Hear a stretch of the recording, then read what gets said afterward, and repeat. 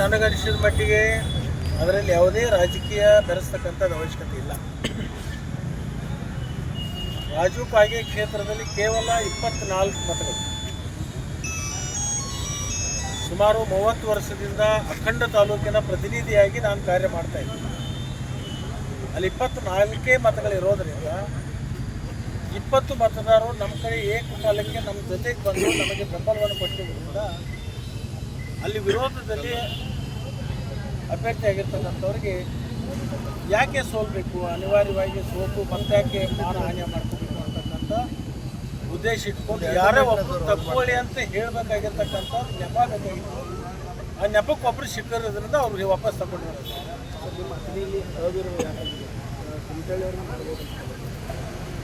ನಾನು ಯಾರಿಗೆ ಅವಿರೋಧ ಮಾಡಿರಿ ಅಂಥೇಳಿ ಮನವಿ ಮಾಡ್ಕೊಳ್ಳೋದಿಲ್ಲ, ಕೇಳ್ಕೊಂಡೂ ಇಲ್ಲ. ನನಗೆ ಯಾರ್ಯಾರು ನಾನು ಅವಿರೋಧ ಮಾಡಿರಿ ಅಂತ ಕೇಳ್ಕೊಂಡಿದ್ರೆ ಪ್ರಯತ್ನ ಮಾಡ್ತಿದ್ರು, ನಾ ಚುನಾವಣೆ ಆಗಲಿ ಅಂತ ಬಿಟ್ಟಿದ್ದೆ. ಕಾರಣ ಏನಂದರೆ 35 ವರ್ಷದಿಂದ ಚುನಾವಣೆ ಆಗಿಲ್ಲ, ಒಂದು ಸಲ ರಿನ್ಯೂವಲ್ ಆಗಲಿ.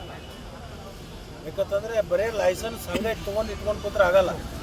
ಭಾಳ ದಿವಸ ನಂತರ ಒಂದು ರಿನ್ಯೂವಲ್ ಆಗ್ತಂದ್ರೆ ಮುಂದೆ ಭಾಳ ದಿವಸದ ತನಕ ನಡೀತದೆ. ಅದಕ್ಕೆ ಚುನಾವಣೆ ಆಗಲಿ, ಯಾರಿಗೆ ಮತ ಜನ ಎಷ್ಟು ಕೊಡ್ತಾರೋ, ಯಾರ ಮ್ಯಾಗ ಎಷ್ಟು ಜನ ಆಸಕ್ತಿ ಅದರ, ಯಾರ ಮ್ಯಾಗ ಎಷ್ಟು ಜನ ಆಶೀರ್ವಾದ ಮಾಡ್ತಾರೆ ಅನ್ನೋದು ತಾಲೂಕಿಗೆ, ಜಿಲ್ಲೆಗೆ ಮತ್ತು ರಾಜ್ಯಕ್ಕೆ ಗೊತ್ತಾಗಲಿ ಅಂತ ಹೇಳಿ ನಾನು ಬಿಟ್ಟಿದ್ದೀನಿ. ಸರ್, 9 ಜನ ಇದ್ದಾರೆ ಅಂತ ಹೇಳ್ತಾರೆ. 9 ಜನ ಆಯ್ಕೆದವ್ರು ಎಲ್ಲರೂ ನಮ್ಮ ಪರವಾಗಿರ್ತಕ್ಕಂಥವ್ರೇ ಇದ್ರು.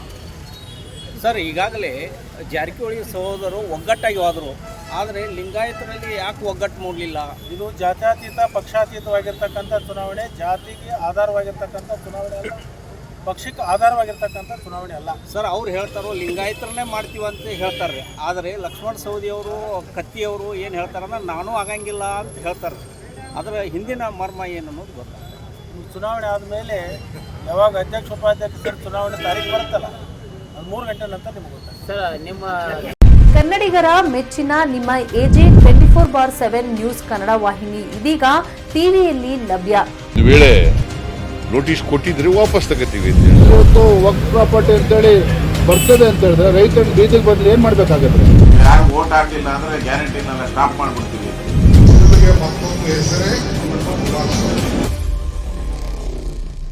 ಕರ್ನಾಟಕ ಮತ್ತು ದೇಶ ವಿದೇಶ 360 ಡಿಗ್ರಿ ಸುದ್ದಿ ಹಾಗೂ ಉತ್ತರ ಕರ್ನಾಟಕ, ಬೆಳಗಾವಿ, ಬಾಗಲಕೋಟೆ, ಧಾರವಾಡ, ಹಾವೇರಿ, ಗದಗ, ಬಿಜಾಪುರ ಜಿಲ್ಲೆಯ ಕ್ಷಣ ಕ್ಷಣದ ವಿವರವನ್ನ ಪಡೆಯುವುದಕ್ಕೆ AJ 24/7 ನ್ಯೂಸ್ ಕನ್ನಡ ವಾಹಿನಿಯನ್ನ ಲೈಕ್ ಮಾಡಿ, ವಿಡಿಯೋಗಳನ್ನ ಶೇರ್ ಮಾಡಿ, ಕಮೆಂಟ್ ಮಾಡುವ ಮೂಲಕ ನಮ್ಮ ವಾಹಿನಿಗೆ ಸಹಕಾರ ನೀಡಿ ಮತ್ತು ಚಾನೆಲ್ ಅನ್ನ ಸಬ್ಸ್ಕ್ರೈಬ್ ಮಾಡಿ. ಧನ್ಯವಾದಗಳು.